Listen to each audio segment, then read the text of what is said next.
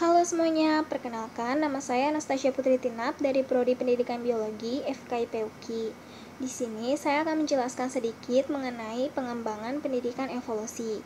Nah, pertama-tama kita akan membahas mengenai apa itu evolusi. Evolusi berasal dari kata evolve yang berarti perkembangan. Sehingga evolusi dapat diartikan sebagai perkembangan atau perubahan struktur makhluk hidup dari sederhana menjadi lebih adaptif dalam jangka waktu yang lama secara perlahan. Sejarah teori evolusi. Sejarah teori evolusi dimulai pada masa fiksisme.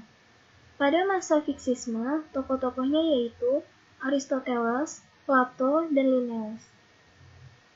Pada masa fiksisme, para ahli beranggapan bahwa semua makhluk hidup atau organisme merupakan ciptaan Tuhan.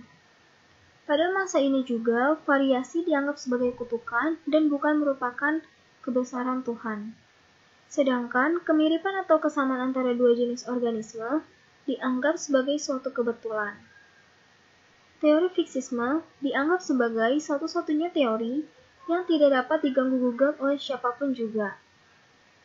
Yang kedua, masa adaptasi dan transformasi. Pada masa adaptasi dan transformasi, tokoh-tokohnya yaitu Hutton, Malthus, dan Lamarck. Pada masa adaptasi dan transformasi, manusia mulai menyadari bahwa mereka tidak betul-betul sama antara satu dengan yang lainnya. Mereka mulai menyadari adanya variasi, dan variasi merupakan fenomena umum, sehingga mereka berusaha untuk menerangkan dari mana variasi tersebut berasal. Pada masa ini, Lamarck berusaha menerangkan bahwa variasi timbul akibat dari latihan. Yang ketiga adalah masa seleksi alam. Pada masa seleksi alam, tokoh-tokohnya yaitu Darwin dan Wallace. Nah, pada masa seleksi alam, para tokoh Yang ketiga adalah masa seleksi alam. Nah, pada masa seleksi alam, tokoh-tokohnya yaitu Darwin dan Wallace. Nah, pada masa seleksi alam, para ahli berpendapat bahwa variasi itu ada, tetapi kemampuan tiap variasi itu tidak sama. Sehingga siapa yang kuat, dialah yang bertahan. Nah, pada masa seleksi alam, Darwin belum dapat menerangkan dari mana datangnya variasi. Yang keempat adalah masa teori genetika. Pada masa teori genetika, tokoh-tokohnya yaitu Mendel, De Vries, Chernoff, dan juga Weismann. Pada masa teori genetika, Mendel melakukan penelitian kacang kapri. Nah, Mendel menemukan bahwa sifat tertentu diturunkan dengan ketelitian yang cukup akurat. Namun, hasil penelitian ini masih terlalu maju untuk zamannya, sehingga tidak ada seorang pun yang dapat mengerti dan kemudian tersimpan begitu saja di perpustakaan. Nah, sekitar 35 tahun kemudian, beberapa peneliti seperti Hugo de Vries dan Chernoff menemukan kembali hukum Mendel. Nah, hukum Mendel yang ditemukan kembali kemudian merangsang peneliti untuk mendalami bidang ilmu yang baru ini dan disebut ilmu genetika.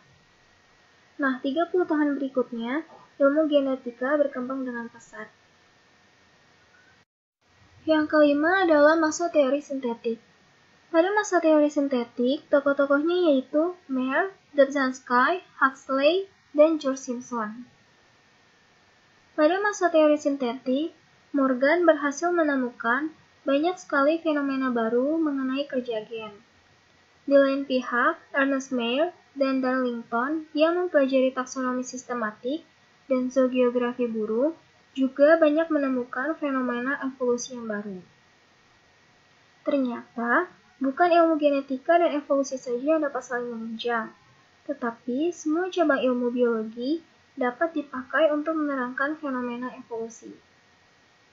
Nah, pada masa ini, teori evolusi masuk ke dalam masa baru, yang disebut dengan teori sintetik evolusi.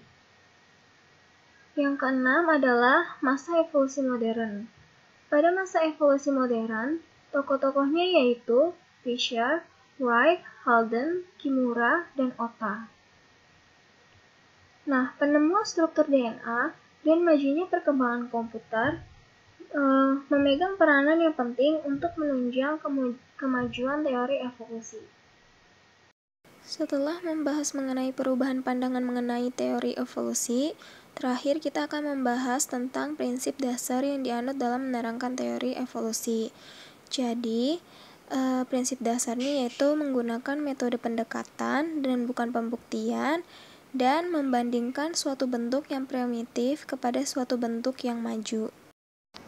Sekian penjelasan singkat dari saya, kurang lebihnya mohon maaf, semoga bermanfaat. Terima kasih.